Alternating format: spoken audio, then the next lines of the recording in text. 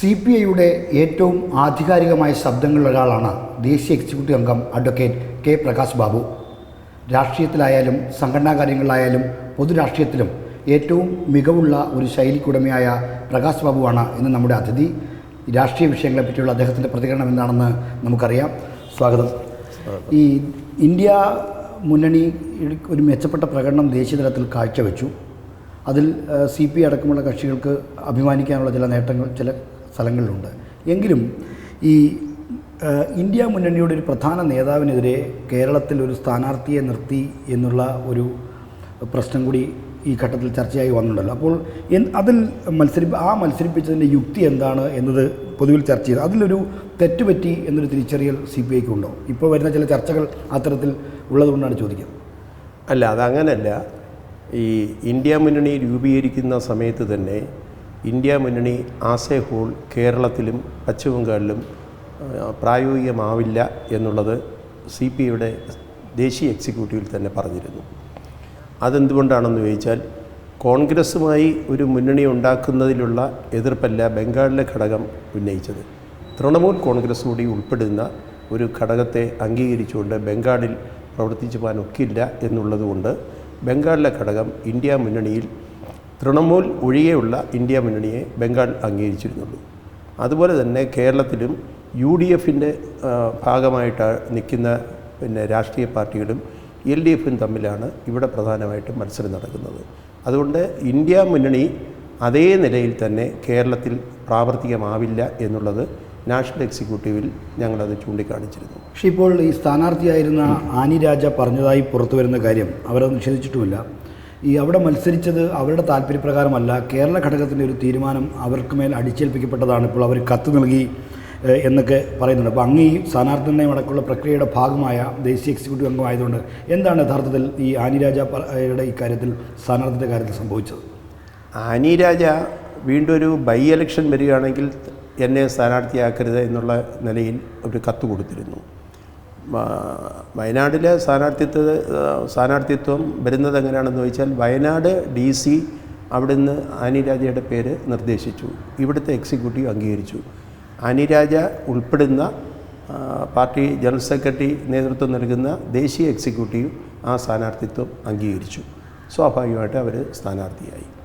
സ്ഥാനാർത്ഥിത്വം ഡിക്ലൈൻ ചെയ്തിട്ടില്ല എന്നുള്ളത് കൊണ്ട് തന്നെ അതിൽ മറ്റെന്തെങ്കിലും ഒരു സമീപനം ഉണ്ടായി എന്ന് ഞാൻ കരുതുന്നില്ല. ഈ കേരളത്തിലെ ഫലത്തിലേക്ക് വന്നാൽ നമുക്ക് മൊത്തത്തിലൊരു ഫലമെടുത്താൽ CPI ഇത്തവണയും ഒരു സീറ്റ് പോലും നേടാത്ത കക്ഷിയായി മാറി.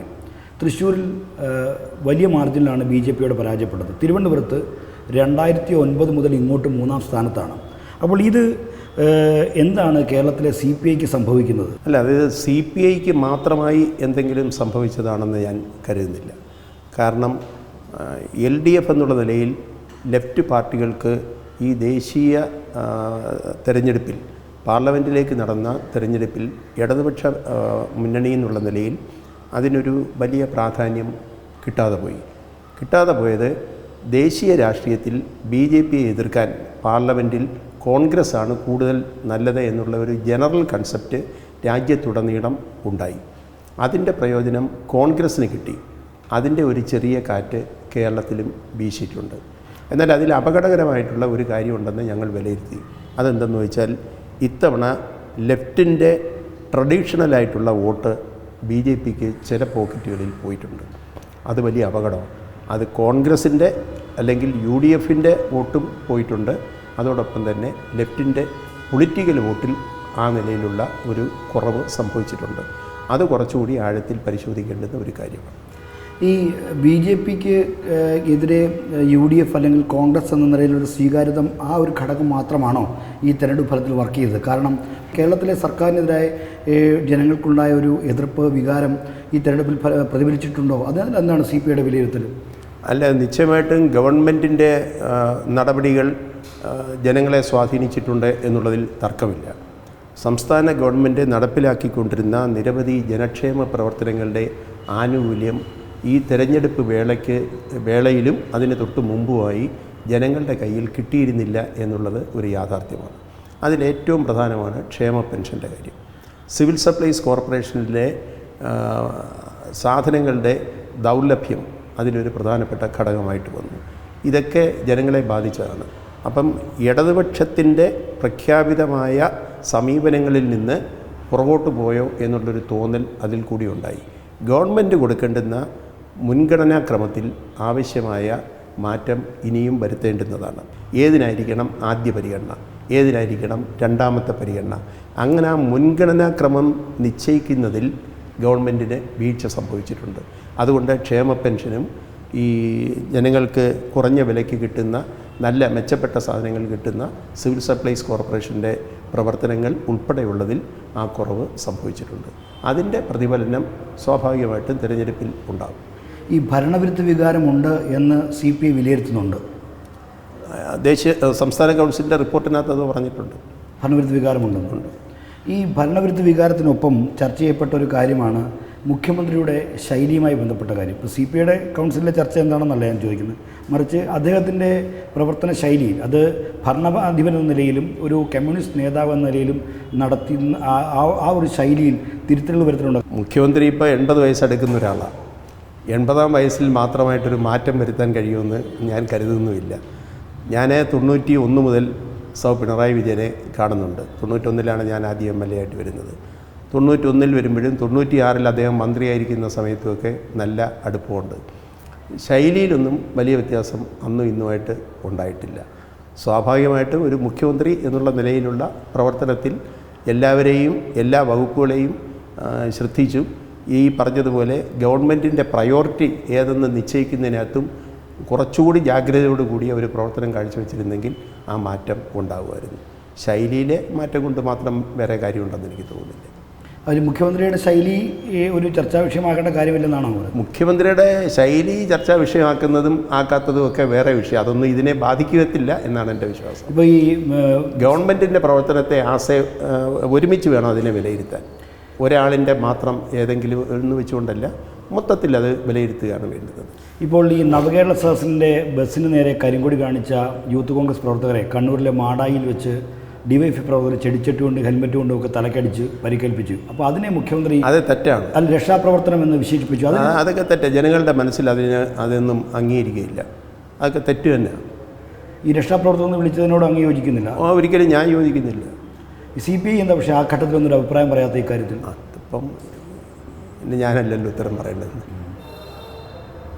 അല്ല, ഈ രക്ഷാപ്രവർത്തനം എന്ന് വിളിച്ചതൊക്കെ ആളുകളുടെ മനസ്സിൽ തെറ്റായ ഒരു ഇമ്പാക്റ്റ് ഉണ്ടാക്കിയിട്ടുണ്ടെന്ന് കരുതുന്നുണ്ടല്ലോ?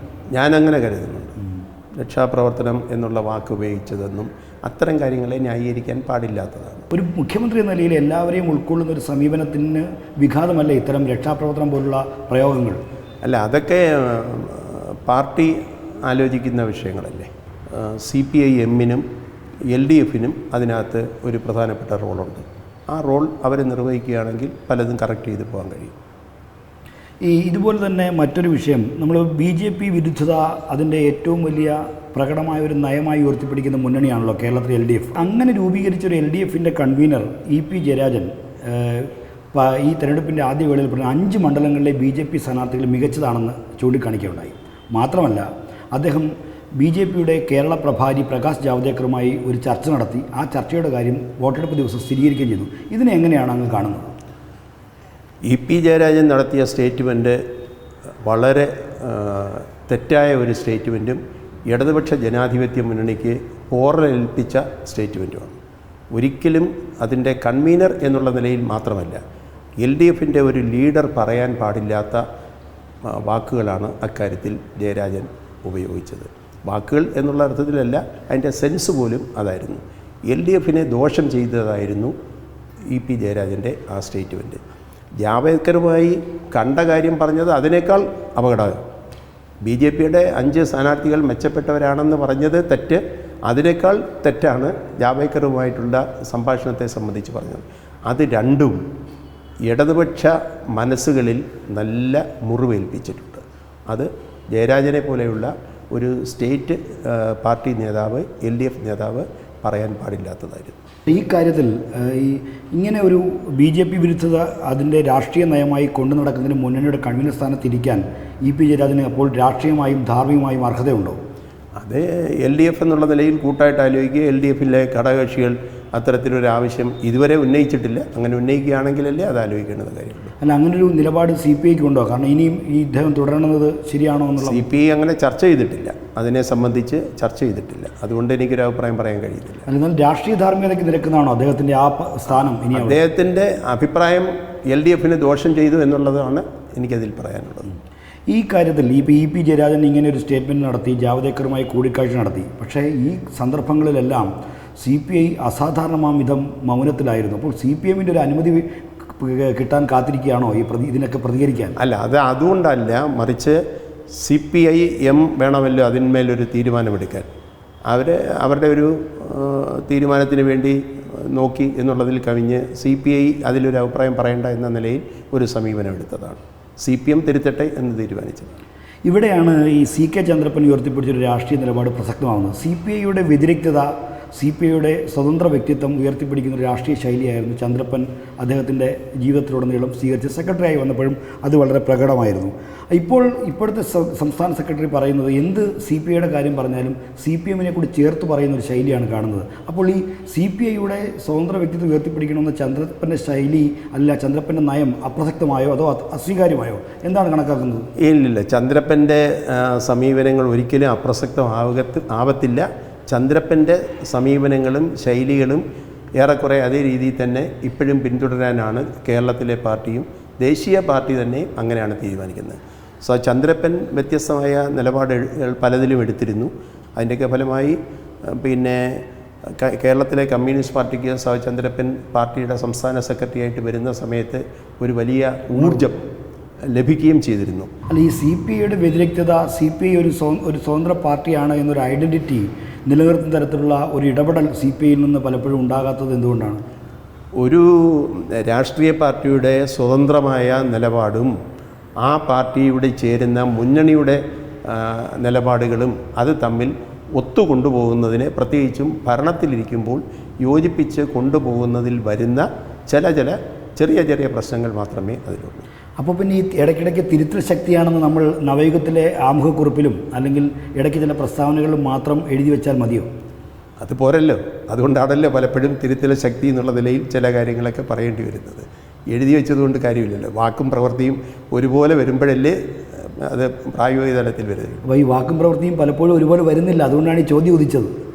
വാക്കും പ്രവൃത്തിയും ഒരുപോലെ വന്നില്ലെങ്കിൽ അത് താഴോട്ടുള്ള അണികളും പ്രവർത്തകരുമൊക്കെ അത് ചോദിക്കും. ഈ അങ്ങ് പാർട്ടിയുടെ ദേശീയ എക്സിക്യൂട്ടീവ് അംഗമാണ്, കേരളത്തിലെ ഏറ്റവും സീനിയറായൊരു നേതാവാണ്. പക്ഷേ ഇപ്പോൾ ഈ ദേശീയ സെക്രട്ടേറിയറ്റിലേക്ക് നടന്ന ഒഴിവിലേക്ക് 2 ഒഴിവുകളുണ്ടായിരുന്നു. ഒന്ന് അനിൽകുമാർ അഞ്ചാൻ മരിച്ചതും ഒന്ന് സഖാവ് കാനം മരിച്ചതും. ഈ 2 ഒഴിവുകളിലേക്ക് വന്നപ്പോൾ അങ്ങയെ പരിഗണിച്ചില്ല എന്നാണ് മനസ്സിലാക്കുന്നത്. അങ്ങനെയാണ് വാർത്തകളും വരുന്നത്. എന്താണ് അങ്ങയ്ക്കുള്ള അയോഗ്യത? ശ്രീധ ചോദിച്ചത് നന്നായി. അതിൽ എൻ്റെ യോഗ്യതയുടെ പ്രശ്നമില്ല. ഒന്ന്, ഞാനിപ്പോഴാണ് ആദ്യമായി നാഷണൽ എക്സിക്യൂട്ടീവിൽ വരുന്നത്. എനിക്ക് എത്രയോ മുൻപേ നാഷണൽ എക്സിക്യൂട്ടീവിൽ ഉള്ള ആളാണ് സൗ ആനി രാജ. 2, സൗ കാനം രാജേന്ദ്രനും സൗ അനിൽകുമാർ അഞ്ചാനും മരണപ്പെട്ട 2 ഒഴിവുകളാണ് ദേശീയ സെക്രട്ടേറിയറ്റിൽ ഉണ്ടായിരുന്നത് എന്നത് ശരിയാണ്. എന്നാൽ അതിലെ നാഷണൽ സെൻറ്ററിൽ പ്രവർത്തിച്ചിരുന്ന ആളുകൾ എന്നുള്ള നിലയിലാണ് സൗ ബിനോയ് വിശ്വവും സൗ അനിൽകുമാർ അഞ്ചാനും. ഇപ്പോഴവിടെ ഒഴിവ് വന്നപ്പോൾ ദേശീയ സെൻറ്ററിൽ പ്രവർത്തിക്കുന്ന ഒരാളാണ് സൗ ആനി രാജ. ആനി രാജയെ അതിൽ ഉൾപ്പെടുത്തി. ആനിയെ ഉൾപ്പെടുത്തിയത് പാർട്ടിയുടെ ദേശീയ സെൻട്രൽ ഡൽഹി കേന്ദ്രമായി നിന്ന് പ്രവർത്തിക്കുന്ന ഒരു നല്ല പ്രവർത്തക. മണിപ്പൂരിൽ സംഭവം ഉണ്ടായപ്പോൾ ഓടിയെത്തി. മറ്റെവിടെയെങ്കിലും ജാർഖണ്ഡിൽ വിഷയം ഉണ്ടായപ്പോൾ അവിടെ പോയി. ഛത്തീസ്ഗഡിലെ പ്രശ്നമാണെങ്കിൽ അവിടെ പോകുന്നു. ഡൽഹിയിലാണെങ്കിൽ നിരന്തരമായി ശ്രദ്ധിക്കാൻ കഴിയുന്നു. ആ നിലയിലുള്ള ഒരു സമീപനം അതിലെടുക്കുന്നതുകൊണ്ട് സെൻട്രലിൽ നിന്ന് കൂടുതൽ പ്രവർത്തിക്കാൻ നല്ലത് ആനി ആയതുകൊണ്ട് തന്നെ ആനി രാജയുടെ പേര് അവിടെ പരിഗണിച്ചു. അതുകൊണ്ട് വേറൊരാളിനെ തഴഞ്ഞു എന്നല്ല, പക്ഷെ അതിനുള്ള ഇടമില്ല. രണ്ട് ഒഴിവേ ഉള്ളൂ. ആ 2ലേക്ക് ആ നിലയിൽ ആനെ. അല്ല, ആനി രാജയ്ക്ക് ഏതെങ്കിലും തരത്തിലുള്ള അയോഗ്യതയുണ്ട് എന്നല്ല ഞാൻ ചൂണ്ടിക്കാണിച്ചത്. മറിച്ച് പ്രകാശ് ബാബുവിൻ്റെ അയോഗ്യത എന്താണ് എന്നതായത് എൻ്റെ ചോദ്യം. അടുത്തത് അതിവിടെ ചർച്ച ചെയ്യേണ്ടത് കാര്യം. ദേശീയ സെക്രട്ടേറിയറ്റ് അംഗത്തിൻ്റെ പോലെ തന്നെ രാജ്യസഭാ സീറ്റ് ഒഴിവ് വന്നപ്പോഴും അങ്ങയുടെ പേര് വളരെ സജീവമായി കേട്ടിരുന്നു. സാധാരണ മുതിർന്ന ചില അവസരങ്ങൾ ഒഴികെ മുതിർന്ന നേതാക്കളെ രാജ്യസഭയിൽ അയക്കുന്ന ഒരു പതിവ് CPIക്ക് ഉണ്ടായത്. എന്തുകൊണ്ടാണ് കെ പ്രകാശ് ബാബുവിന് ഈ രാജ്യസഭാ സീറ്റ് നിഷേധിക്കപ്പെട്ടത്? അത് എക്സിക്യൂട്ടീവ് തീരുമാനിച്ചു. എക്സിക്യൂട്ടീവിൻ്റെ തീരുമാനം അനുസരിച്ച് പി സുനിലിനെ രാജ്യസഭയിലേക്ക് അയച്ചു. പക്ഷേ അങ്ങയുടെ പേരും എക്സിക്യൂട്ടീവ് വരെ വന്നു. തീരുമാനം അങ്ങനല്ലേ വന്നുള്ളൂ. അല്ല, മുല്ലക്കര നാഗരൻ, ഇ ചന്ദ്രശേഖരൻ, ഇപ്പം ആര് പറഞ്ഞാലും എക്സിക്യൂട്ടീവിൻ്റെ പൊതു തീരുമാനം സുനീർന്ന അതനുസരിച്ച് തീരുമാനം. എന്തായിരുന്നു ആ മാനദണ്ഡം? അപ്പോൾ മാനദണ്ഡ ചർച്ച എന്തെന്ന കാര്യം? കാരണം ആ സമയത്ത് ചർച്ച ചെയ്യപ്പെട്ട ചില കാര്യം, കാനത്തിൻ്റെ ജീവിച്ചിരുന്നപ്പോൾ തന്നെ സുനീറിനെ രാജ്യസഭയിലേക്ക് അയക്കാൻ അദ്ദേഹം ആഗ്രഹിച്ചിരുന്നു, താല്പര്യപ്പെട്ടിരുന്നു. അപ്പോൾ ഈ തുടർച്ചയായിട്ട് ഈ കാനത്തിൻ്റെ ആഗ്രഹങ്ങൾ എങ്ങനെയാണ് മാനദണ്ഡമായി വരുന്നത്? അതൊക്കെ വെളിയിലുള്ള ആളുകൾ കേൾക്കുന്നതും കഥകൾ മെനയുന്നതും ഇല്ല. ഞാൻ അതിനോടൊന്നിനും പ്രതികരിക്കാൻ തയ്യാറാവുന്നില്ല. ഒരു കഥയിലേക്കും ഞാൻ പോകാനും ആഗ്രഹിക്കുന്നില്ല. എക്സിക്യൂട്ടീവ് ചർച്ച ചെയ്തു, തീരുമാനിച്ചു. ആ തീരുമാനം അനുസരിച്ച് ആളിനെ എടുത്തു. അല്ല, അങ്ങയുടെ പാർട്ടി അച്ചടക്കത്തെ ഞാൻ മാനിക്കുന്നു. പക്ഷേ ഈ കാനത്തിൻ്റെ മരണശേഷവും അദ്ദേഹത്തിൻ്റെ ആഗ്രഹങ്ങളും അദ്ദേഹത്തിൻ്റെ ഒരു ഒസ്യത്തിൻ്റെ രൂപത്തിലുള്ള ചില കാര്യങ്ങൾ ഈ പാർട്ടിക്ക് അത് ചർച്ചയാവുന്നത് എങ്ങനെയാണ്? അത് പിന്നെ പലരും വ്യാഖ്യാനിക്കുന്നതും അത് ചർച്ചയാക്കാൻ ശ്രമിക്കുന്നതുകൊണ്ടും വരുന്നതാണ്. അപ്പോൾ അങ്ങനെ ഞാനതിലില്ല. അല്ല, കാനത്തിൻ്റെ ഒരു ഒസ്യത്ത് പാർട്ടിയിൽ അധികൃതമായി അതിലൊന്നും ഞാൻ അഭിപ്രായം പറയുന്നില്ല, എനിക്കറിയത്തുമില്ല. ഈ CPI-യുമായി ബന്ധപ്പെട്ട് ഇപ്പോൾ കേൾക്കുന്ന ഒരു കാര്യം, ഈ CPI-ക്കകത്ത് വിഭാഗീയത പ്രകടമായി വരുന്നു. കാനം പക്ഷം എന്നൊരു പക്ഷം, അതിനെ എതിർക്കുന്ന വിരുദ്ധരുടെ ഒരു പക്ഷമുണ്ട്. അപ്പോൾ ഈ വിരുദ്ധ പക്ഷത്തെ തുടർച്ചയായി ഈ നമ്മൾ CPI-എമ്മിലെ ഭാഷയിൽ പറഞ്ഞാൽ വെട്ടിനിരത്തപ്പെടുന്നു. ഇപ്പോൾ KK ശിവരാമൻ എക്സിക്യൂട്ടീവിൽ വരാൻ യോഗ്യതയുള്ള നേതാവ്, VS സുനിൽകുമാർ എക്സിക്യൂട്ടീവിൽ വരാൻ യോഗ്യതയുള്ള നേതാവ്, പത്തനംതിട്ടയിൽ ജയനെ ഒരു പരാതിയുടെ പേരിൽ ജില്ലാ സെക്രട്ടറി സ്ഥാനത്ത് മാറ്റുന്നു. അപ്പോൾ ഇങ്ങനെ തുടർച്ചയായി ചോദ്യം ചെയ്യപ്പെടുന്നവരെ വെട്ടിനിരത്തപ്പെടുന്ന ഒരു രീതി ഒരു കാലത്തും CPI-യിൽ ഇല്ലാത്ത വിധം ഉണ്ടാകുന്നു. ഒപ്പം തന്നെ പാലക്കാട്ടെ സംഘടനാ പ്രശ്നങ്ങൾ അങ്ങേക്ക് EP ഗോപാലിൻ്റെ പോലും കുടുംബം വരെ പാർട്ടിക്ക് എതിരാവുന്നൊരു സമീപനം അവിടെ വന്നിരിക്കുകയാണ്. എക്സിക്യൂട്ടീവിൽ നമുക്ക് അധികം ആളിനെ എടുക്കാനൊക്കെയില്ല. പാർട്ടി ഭരണഘടന അനുസരിച്ച് മാത്രമേ പാർട്ടിയുടെ സംസ്ഥാന എക്സിക്യൂട്ടീവിലായാലും ദേശീയ എക്സിക്യൂട്ടീവിലായാലും ആളിനെ എടുക്കാൻ കഴിയത്തുള്ളൂ. ഇവിടെ 21 പേരുള്ള എക്സിക്യൂട്ടീവിനെ എടുക്കാനേ കേരളത്തിൽ നമുക്ക് കഴിയുകയുള്ളൂ. അതനുസരിച്ചുള്ള എക്സിക്യൂട്ടീവിനെ എടുത്തിട്ടുണ്ട്. അത് വർക്ക് ചെയ്യുകയും ചെയ്യുന്നുണ്ട്. കമ്മ്യൂണിസ്റ്റ് പാർട്ടിയിൽ വിഭാഗീയതയുണ്ട്, കാനം പക്ഷമുണ്ട് എന്നുള്ള നിലയിലുള്ള പ്രചരണം യഥാർത്ഥത്തിൽ അടിസ്ഥാനരഹിതമാണ്. തന്നെയല്ല, മരിച്ചുപോയ ഒരു പാർട്ടി നേതാവിൻ്റെ പേരിൽ വീണ്ടും അതങ്ങനെ ചർച്ച ചെയ്യുന്നതിനോട് എനിക്ക് ഒരു യോജിപ്പുമില്ല. കാനത്തിൻ്റേതായിട്ടുള്ള കാഴ്ചപ്പാടുകളും നിലപാടുകളും ഒക്കെ ഉണ്ടായിരുന്നു. അത് പാർട്ടിക്ക് നല്ലതുപോലെ കരുത്തു പകർന്നിട്ടുണ്ട്. ചില സന്ദർഭങ്ങളിൽ പിന്നെ അത്രയും ആ നിലയിലേക്ക് തന്നെ പോയിട്ടുണ്ടോ എന്നൊക്കെ ചോദിച്ചാൽ അതൊക്കെ വിമർശനപരമായി കമ്മിറ്റിയിലൊക്കെ ചൂണ്ടിക്കാണിക്കാനുണ്ടായിരിക്കും. പക്ഷേ കാനം പാർട്ടിയുടെ ഒരു ഉറച്ച നേതാവ് എന്നുള്ള നിലയിൽ തന്നെ കൊണ്ടുവരുന്നത്. അതുകൊണ്ട് അങ്ങനൊരു നിലപാടെടുക്കുന്ന ഒരു നേതാവിന് ഒരു പക്ഷവും വേറൊരു പക്ഷവും എന്നുള്ള നിലയിൽ ഒരിക്കലും ഞാനതിനെ കാണുന്നില്ല. ഒരിക്കൽ കഴിഞ്ഞ സ്റ്റേറ്റ് സമ്മേളനം നടക്കുന്ന സമയത്ത് ഇതിൽ എന്നെ കൂടെ കൂട്ടിക്കിട്ടിയിരുന്നു. അന്ന് ഞാനൊരു ഫേസ്ബുക്കിലൊരു പോസ്റ്റ് ഇട്ടു, എന്നെ അതിനകത്തൊന്നും കൂട്ടിക്കെട്ടണ്ടെന്ന് പറഞ്ഞു. എനിക്ക് ഒരു പക്ഷമേ ഉള്ളൂ, അത് കമ്മ്യൂണിസ്റ്റ് പാർട്ടിയാണ്. കമ്മ്യൂണിസ്റ്റ് പാർട്ടി എന്നൊരു ഗ്രൂപ്പല്ലാതെ വേറൊരു ഗ്രൂപ്പിലും ഞാനില്ല. എനിക്കുള്ള ഗ്രൂപ്പെന്ന് പറയുന്നത് CPI ആണ്, അതിനപ്പുറത്തേക്കില്ല എന്ന് പറഞ്ഞു. അതുകൊണ്ട് കമ്മ്യൂണിസ്റ്റ് പാർട്ടികളിൽ അതിൻ്റെ സംഘടനാപരമായ കെട്ടുറപ്പിനെ ഉലയ്ക്കുന്ന നിലയിൽ അല്ലെങ്കിൽ അതിനെ ദുർബലപ്പെടുത്തുന്ന നിലയിൽ ഈ വിഭാഗീയതയെ സംബന്ധിച്ചുള്ള വാർത്തകൾ നമ്മുടെ സംസ്ഥാനത്ത് പെരുകുന്നതാണ്. അത് ബോധപൂർവം ചില കേന്ദ്രങ്ങളിൽ നിന്നുണ്ടാകുന്നതാണ്. ഞങ്ങളിപ്പോൾ ശ്രമിക്കുന്നത് എല്ലാ പാർട്ടി ലീഡർഷിപ്പിലുള്ള എല്ലാ ആളുകളും ഒരുമിച്ച് നിന്ന് പാർട്ടിയെ മുന്നോട്ട് കൊണ്ടുപോകുന്നതിനെക്കുറിച്ചാണ് ആലോചിക്കുന്നത്. ഈ ഗ്രൂപ്പിന് അതീതമായി കമ്മ്യൂണിസ്റ്റ് പാർട്ടി ഓഫ് ഇന്ത്യയുടെ എന്ന ഒരൊറ്റ ഗ്രൂപ്പിൽ മാത്രം നിൽക്കുന്ന പ്രകാശ് ബാബു കൊടുക്കേണ്ടി വരുന്ന വില എത്രയാണ്? കമ്മ്യൂണിസ്റ്റ് പാർട്ടിയിൽ അതൊന്നും ഒരു കാര്യമില്ല. കാര്യം എന്ന് വെച്ചാൽ പാർട്ടിയിൽ ഏത് സ്ഥാനവും ഏത് പിന്നെ പാർട്ടിയിലെ പൊസിഷനായാലും അല്ലാത്ത പൊസിഷനായാലും അതെല്ലാം ചുമതലകൾ നിർവഹിക്കാൻ വേണ്ടിയുള്ള ഉത്തരവാദിത്തങ്ങളാണ്, അതിനുള്ള പോസ്റ്റാണ്. അല്ലാതെ ആർക്കും അതൊന്നും അതൊരു ആലങ്കാരികമായ ഒരു പദവിയല്ല. കമ്മ്യൂണിസ്റ്റ് പാർട്ടിയിലെ ഏത് പദവിയും ചുമതലകൾ നിർവഹിക്കാൻ വേണ്ടിയുള്ള പദവിയാണ്. അതിനെ ആലങ്കാരികമായ ഒരു പദവിയായി കാണാൻ പാടില്ല. ഞാൻ എന്തായാലും അതിനെ അങ്ങനെ കാണുന്നില്ല. അതൊക്കെ വരേണ്ടുന്ന നിലയിൽ പെരുകുകയോ പോവുകയോ ചെയ്യും.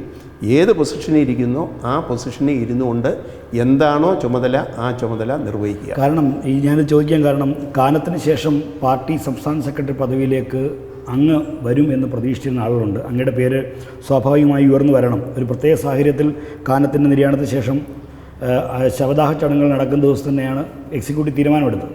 അപ്പോൾ അത്തരം അങ്ങയുടെ സെക്രട്ടറി സ്ഥാനത്തേക്ക് വരെ ഉയർത്തി കാണിക്കപ്പെട്ട ഒരാൾക്ക് ഈ സംഭവിക്കുന്നത് എന്താണ് പാർട്ടിയിൽ ഇപ്പോൾ? കാരണം അങ്ങ് പിന്നെ LDFൻ്റെ പ്രതിനിധി സംഘത്തിലില്ല, അങ്ങേപ്പോലെ പരിചയസമ്പത്തുള്ള ഒരു പാർലമെൻറ്റേറിയൻ, ഒരു സംഘടനാ രാഷ്ട്രീയം അറിയുന്ന ആൾ. അങ്ങേക്ക് എന്താ ഈ തഴയപ്പെടലിന് കാരണം എന്താണ്? അപ്പോൾ പരിഗണിച്ചില്ല എന്നുള്ളത് കൊണ്ട് തഴയപ്പെടുന്നു എന്നൊന്നും അതിനർത്ഥമില്ല.